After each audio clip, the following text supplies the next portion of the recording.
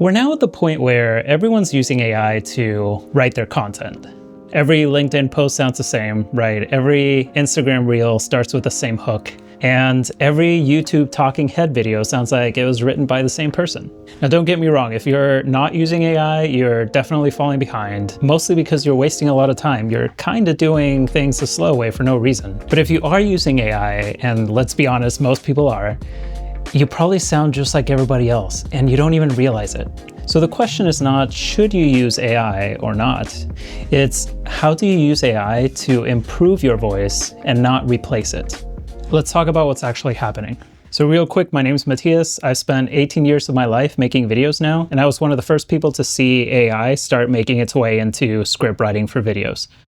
So first off, if you're not using AI, you are falling behind. The biggest advantage of using AI for your videos is in speed of iteration. You can have two creators writing the same video. One spends 90 minutes trying to write the script and staring at a blank page, rewriting the first few lines over and over, and the other uses AI to generate 10 hook variations, picks one, and starts filming right away. And the thing is, if you don't have a fast way to iterate, you end up making less videos. And on YouTube, that means less learning. You get stuck in your head. So AI isn't here to replace thinking. It's here to remove the slow parts so you can spend more time publishing videos, learning, and getting better at making videos. AI is a workflow multiplier, whether you're writing outlines, making variations of thumbnails, coming up with better hooks, even researching. For example, if you're writing a script and you need 5 examples, 3 counterpoints, a quick structure, and a clean takeaway, that's a lot of stuff. And you've probably spent hours bouncing around different tabs on your browser, looking at all these research articles on the topic that you're explaining. Not using AI might mean that you're wasting time researching, or you're oversimplifying because research feels like a pain. So AI is great for organizing your thoughts, for compiling research. You should still verify everything, but this way you don't get stuck in that research phase. And there are countless other ways to use AI other than research and writing. We're not going to get into those in this video, but the point is that if you're ignoring AI, you're losing out on a lot of time and you're going to fall behind. You're choosing a slower system. All right, so we're going to focus specifically on using AI for writing. Now, the biggest problem with using AI is that it's probably making you sound just like everybody else. In a vacuum, AI models like those used by ChatGPT and Claude, they're great writers, but they're such great writers that everybody is using them. And they're not flexible in the way that they write. They have specific personalities, right? So what happens when everybody starts using them? Everyone starts sounding the same. We start seeing clones everywhere and we hate it. At least I hate it. And this is because AI writes the most likely sentence that comes next. So it's the model's job to produce the most probable sentence, which is just an average of what it sees. It's literally creating sameness. So if you let AI generate your ideas and your phrasing, you start getting that internet voice that we're seeing everywhere right now. And the real downfall of all this is that there's usually no perspective or unique point of view. Here's 2 quick examples, script A and script B. Script A says, AI can help with productivity and creativity. Cool, that's a fact, and it works, but it has no personality, right? Script B is, AI is turning creators into copy-pasted versions of each other. That's a perspective. That's my perspective. And in saying that, script B holds a lot more power than script A does. There's going to be people who disagree, and that's fine, but that's my perspective, and that makes it unique. So the problem is that AI naturally avoids strong opinions unless you force it to take a side. So people end up posting safe takes that nobody argues with, but also that nobody shares. And the advantage of making content is not your information anymore. The information's out there. It's your personality and your take or your perspective on things. It's your stance, and AI won't invent that for you.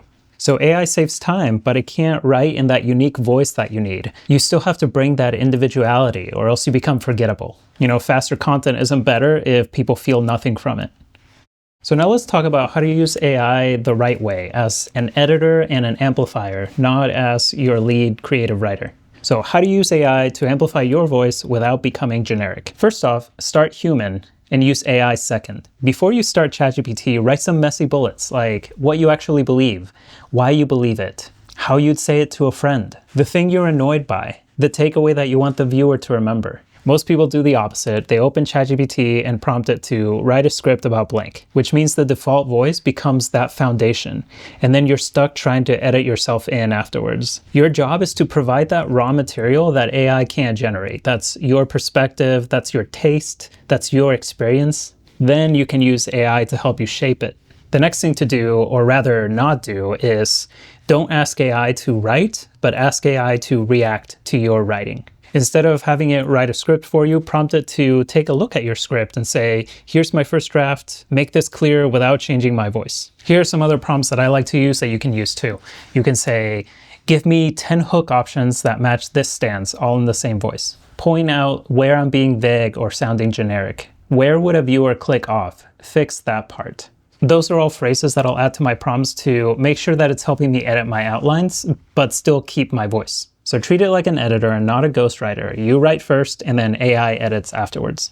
Another great way to use AI is to force it to be specific and protect your point of view. For example, after you've done a round of editing with AI, ask it to point out your stance to you. Make sure it's clear to you and also to the potential viewer. Ask it to point out where the proof is or where real examples are, and if those are missing, go back in and make sure they're in there. And ask it where you're being too generic and where you need to be more bold. See, the problem is AI will happily smooth out all those rough edges that make you memorable. It's designed to turn interesting into acceptable, but your job is to keep those rough edges, and that's how you keep your voice. You want a clear script, but you also don't want to lose your voice. So use AI, you'd be crazy not to, but don't let it turn you into a clone. Use it to go faster, use it to be clearer, but make sure you're still bringing in your stands and your hot takes, because that's what makes you, you, and that's what people want to watch, that's what people connect with.